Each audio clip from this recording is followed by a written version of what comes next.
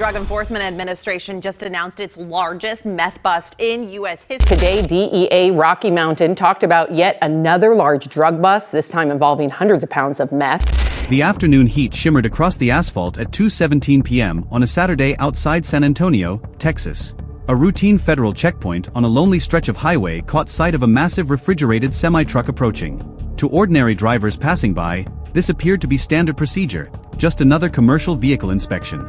But what unfolded in the next 60 minutes would tear open a $2 billion smuggling empire that had been operating in plain sight for over a decade. The vehicle displayed the distinctive markings of Atlas National Logistics. This wasn't some sketchy back-alley operation.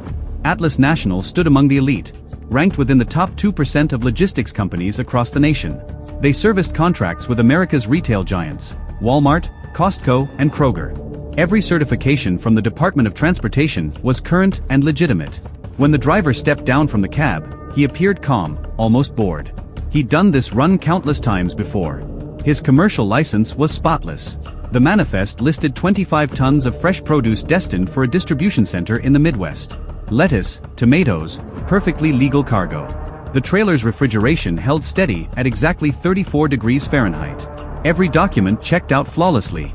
This looked like American commerce functioning exactly as designed. But the K9 handler noticed something the paperwork couldn't hide. The dog circled the trailer once, twice, and then froze near the rear axle. It sat down and wouldn't budge. That's when the officers knew. They started methodically unloading crates of vegetables. They examined the walls thoroughly. Nothing unusual. They checked overhead panels. Still nothing. But trained dogs don't give false alerts. Federal agents rolled out a mobile density scanner and aimed it at the trailer floor. The display erupted with a crimson warning signal. The flooring registered several inches thicker than factory specifications allowed. Something was hidden beneath the surface. Tools came out. Bolts were extracted. Heavy steel panels were carefully lifted away. What agents discovered underneath the refrigerated compartment wasn't insulation or standard mechanical components. Instead, they found a custom-engineered hydraulic chamber. Packed inside with military-grade precision were 100 kilograms of crystal-clear methamphetamine, vacuum-sealed and organized like warehouse inventory. The street value of that single payload exceeded $8 million. What started as a traffic stop instantly transformed into a federal investigation. The driver was placed in handcuffs immediately, but something didn't add up. His hands were trembling. His voice broke as officers escorted him to the roadside. He kept whispering the same phrase over and over like a prayer. "I transport produce. I've been running this same route for 6 years. All I do is haul lettuce." 30 minutes later, inside an austere interrogation facility, federal investigators confronted a chilling reality. The driver was telling the truth. His record showed over 620,000 miles driven, without a single incident. He'd passed every mandatory drug screening. He was completely innocent. Further analysis revealed that the hidden compartment could only be accessed by removing cargo pallets in a specific coded sequence, information the driver never possessed. The floor was mounted on hydraulic calibration systems designed to defeat weight sensors at commercial weigh stations. This wasn't a case of a smuggler using a truck to hide narcotics. This was a truck specifically engineered to conceal contraband from its own operator. As agents absorbed the sophisticated design, a disturbing question surfaced. If this vehicle existed, how many others were out there? Not just a handful. Potentially hundreds of them, circulating daily through America's interstate system, carrying poison concealed beneath food destined for family dinner tables. What they'd stumbled upon wasn't simply a criminal act. It was infrastructure. It was a parallel supply chain built to feed America's drug epidemic with corporate efficiency. Atlas National Logistics had operated for 15 years as a respected industry leader. They employed 500 drivers. They maintained an enormous maintenance facility in Texas. By every visible measure, they appeared completely legitimate. But months of DEA intelligence work revealed the horrifying truth beneath the surface. Atlas National hadn't been compromised by cartel infiltration. The company was built and owned by the cartel from day one. The business structure was devastatingly clever. Approximately 150 trucks in their fleet operated legitimately, hauling actual cargo on real routes. But the remaining 100 vehicles were designated priority units. These trucks were diverted to cartel-controlled garages where specialized mechanics installed the concealed hydraulic compartments. The legitimate operations provided perfect cover for the criminal infrastructure. But how does an operation of this magnitude survive 15 years without detection? How do they pass Department of Transportation inspections? How do they navigate zoning regulations for massive warehouse facilities? The answer wasn't just in engineering brilliance. It was in protection. As investigators dug through financial records, they discovered the insurance policy. More than 20 senior officials connected to transportation oversight, urban planning departments, and logistics regulation had actively intervened to assist the company over the years. This wasn't crude bribery with envelopes stuffed with cash. It was far more sophisticated. A strategic phone call placed at the right moment. An introduction made to the correct committee. A zoning permit expedited through bureaucratic channels. An inspection conveniently postponed. This wasn't old-fashioned corruption. This was systematic protection. These officials were shielding a warehouse complex in Corpus Christi that concealed something even more alarming than the modified trucks, a fortified underground passage extending more than 1,400 feet beneath American soil. Federal agents realized they weren't chasing a trucking company anymore. They were confronting a permanent smuggling gateway buried beneath legitimate business operations. And to shut it down, they couldn't just arrest drivers. They had to dismantle the entire organism simultaneously. As darkness settled over Texas, the investigation pivoted from highway interdiction to coastal infrastructure. The seized truck represented only a symptom. Agents needed to locate the source of the infection. DEA intelligence pointed them toward Corpus Christi, where Atlas National operated what appeared to be a modest secondary logistics facility near the port. On paper, it was registered as auxiliary cold storage and had been functioning quietly for 7 years. To municipal zoning inspectors, it looked like just another warehouse among dozens. But thermal imaging surveillance conducted from 20,000 feet revealed an anomaly that defied explanation. Heat signatures showed something that shouldn't exist beneath a simple storage building. It wasn't drainage infrastructure. It was a conduit.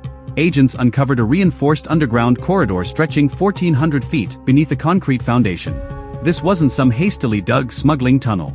It was an engineering achievement. The passage ran from the warehouse directly to an unregistered coastal access point. It featured ventilation systems, electrical lighting, and a rail mechanism capable of transporting palletized cargo at industrial velocity. Intelligence analysts estimated that between 30 and 40 tons of narcotics moved through this single corridor annually, completely bypassing customs and border protection protocols. The tunnel fed the warehouse. The warehouse supplied the trucks. The trucks distributed across America. Federal investigators understood they were staring at permanent criminal infrastructure. If they struck only the trucks but left the tunnel operational, the cartel would simply acquire new vehicles. They had to kill the operation at every vital point simultaneously, the brain, the heart, and the arteries all at once. The coordinated operation was designated Shutdown. More than 400 federal agents from the FBI, DEA, and Department of Homeland Security were mobilized across the United States. They positioned themselves strategically in San Antonio, Corpus Christi, and along interstate corridors spanning 12 states from Arizona to New York. At precisely 4 a.m., the execution order was transmitted. The highways were dark and empty. Most of America was asleep, but the roads were about to transform into a tactical zone. The first interdiction lasted under 90 seconds. On a highway in Georgia, an Atlas National refrigerated semi heading westbound was signaled for inspection. The driver, clutching a warm cup of coffee, climbed down from the cab expecting a routine way station formality. By the time his boots touched pavement, he was surrounded by armed federal operatives. Beneath crates of avocados, officers pried open the floor panels and discovered 62 kilograms of methamphetamine, vacuum-sealed and numbered like commercial inventory. The scenario repeated with terrifying coordination across the country. By 4:18 a.m., 27 trucks had been intercepted. By 4:41 a.m., the count reached 53. At 5 a.m., Federal Command confirmed simultaneous seizures across 12 states. But the highway operations represented only half the assault. In San Antonio, tactical units breached the glass-fronted corporate headquarters of Atlas National Logistics. This was the building that had passed 15 consecutive annual audits without a single red flag. Entry doors exploded inward. Servers were yanked from network racks while still processing data. Executives who had worn expensive suits just 24 hours earlier were forced face down onto the polished marble floors they believed made them untouchable. They weren't handled like white-collar criminals. They were treated like cartel operatives. Simultaneously in Corpus Christi, the cold storage warehouse was hit. Headlights from armored tactical vehicles sliced through the pre-dawn darkness. Agents deployed breaching charges to blast through the reinforced concrete flooring. They reached the tunnel entrance just as cartel workers were attempting emergency sealing procedures. They were too late. Inside the passage, agents found abandoned forklifts and partially wrapped pallets. On a single loading platform, investigators counted 1.3 tons of narcotics staged and ready for inland transportation before sunrise. This wasn't disorder. This was precision logistics applied to poison distribution. Within the first 2 hours of coordinated strikes, agents had confiscated more than 9 tons of drugs, frozen $112 million in banking accounts, and taken over 180 suspects into federal custody. The cartel's encrypted communication network collapsed instantly. Phones went silent. Digital systems froze mid-transmission. By noon, the final seizure numbers were staggering: 55 tons of methamphetamine, 1.7 million fentanyl pills, with a combined black market valuation exceeding $2 billion. The operation had required 18 months of planning and 6 hours of execution. For years, this network had transported death across America with clockwork efficiency, hidden in produce, buried beneath steel, protected by paperwork and strategic silence. They believed they operated faster than government response. They believed they were more intelligent than federal investigators. They believed they were permanent infrastructure. They were mistaken. As daylight broke, the once proud Atlas National trucks sat lined along highways under federal guard. Company logos were being stripped away. Drivers, some complicit, many completely innocent, stood along road shoulders watching their employment vanish. This wasn't a bust. This was surgical removal. A logistics machine engineered to distribute addiction had been dismantled component by component in a single morning. But as the physical operations concluded, agents turned their focus toward the servers seized in San Antonio. The tactical war had been won. The digital investigation was about to reveal secrets far darker than the tunnel itself. Financial records showed the company wasn't just losing money on certain routes. They were purchasing something else entirely: protection, access, and silence. The physical battle ended on American highways. The digital war began inside the glass corporate headquarters in San Antonio. As morning light spilled across the seized building, federal technicians began extracting hard drives from server systems.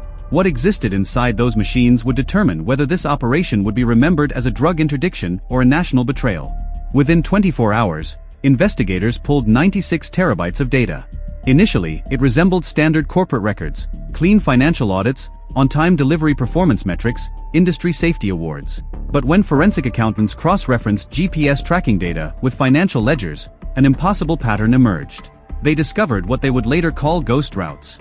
Analysts identified that 1,137 shipments distributed across 7 years followed operational logic that made no economic sense whatsoever. Trucks traveled unnecessarily long routes. They consumed excessive fuel. They sat idle for extended periods in remote locations with no clear business purpose. On paper, Atlas National appeared to be hemorrhaging millions on these inefficient routes. In reality, they were laundering criminal fortunes. The investigation exposed that these unprofitable routes functioned as the financial cleaning mechanism. The company exploited the inefficiencies to justify enormous payments for emergency refrigeration repairs, phantom maintenance agreements, and consulting services. Each individual transaction was carefully kept below $48,000, the threshold triggering automatic federal reporting requirements. Money flowed from cartel sources into the trucking company, out to shell repair facilities that existed only on paper, and finally into sanitized offshore banking accounts. They didn't conceal money in physical hiding places.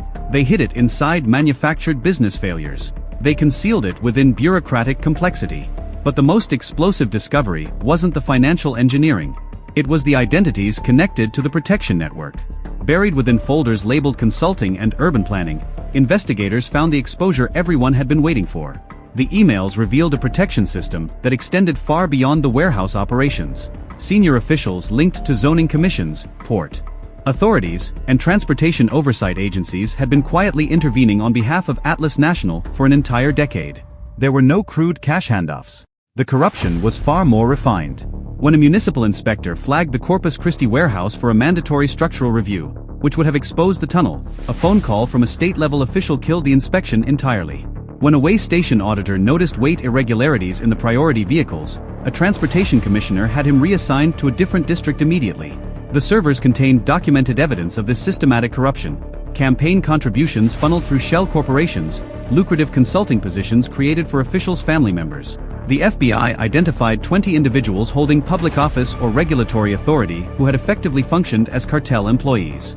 They had sold the security of their own communities for political advantage and personal gain. And the human cost of that betrayal could be measured in lives destroyed. As the investigation reached its conclusion, analysts conducted a devastating analysis. They overlaid the map of Atlas National's delivery routes with public health mortality data. The results were catastrophic. Between 2017 and 2024, counties directly serviced by Atlas priority routes recorded over 430,000 methamphetamine-related overdoses. Of those cases, more than 112,000 resulted in death. This wasn't reflecting national averages. This was a geographic signature of death. In cities where Atlas trucks made weekly deliveries, overdose fatalities increased 68% faster than in comparable neighboring regions. Emergency room physicians in rural communities described identical patterns emerging. Teenagers overdosing on first exposure, grandparents forced to raise grandchildren because entire family structures had collapsed. This network didn't simply distribute illegal narcotics. It fundamentally reshaped the demographic future of the American Midwest. Conservative modeling suggested that the Atlas-linked distribution network may have contributed to over 190,000 premature deaths nationwide across 7 years. Not through violence, Not through warfare. but through quiet repetition, a truck, a route, a delivery mile after mile, until entire communities were left behind. As dawn broke on the 6th day following the coordinated raids, one senior federal agent stood alone outside the mobile command trailer, staring at rows of seized vehicles. Their corporate logos had been stripped away. Their wheels were chained to the ground. He spoke quietly, almost to himself. They labeled it logistics. But logistics are supposed to move society forward. What Atlas built did exactly the opposite. It moved suffering. It transported loss mile after mile, until entire generations were erased from the future. The seizures had stopped the flow. The evidence had exposed the machine. But the damage was already written into the fabric of American communities. And that represents a cost no financial ledger can ever calculate or erase. Atlas National Logistics no longer exists. The tunnel has been sealed with reinforced concrete.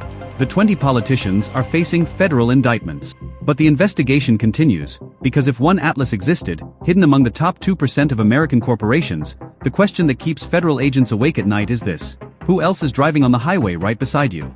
If you believe the officials who protected this network deserve identical prison sentences as the cartel leaders themselves, hit that like button right now. We need to send an unmistakable message that corruption carries consequences. Stay vigilant. Stay aware. And never stop asking who is really running the infrastructure you depend on every single day.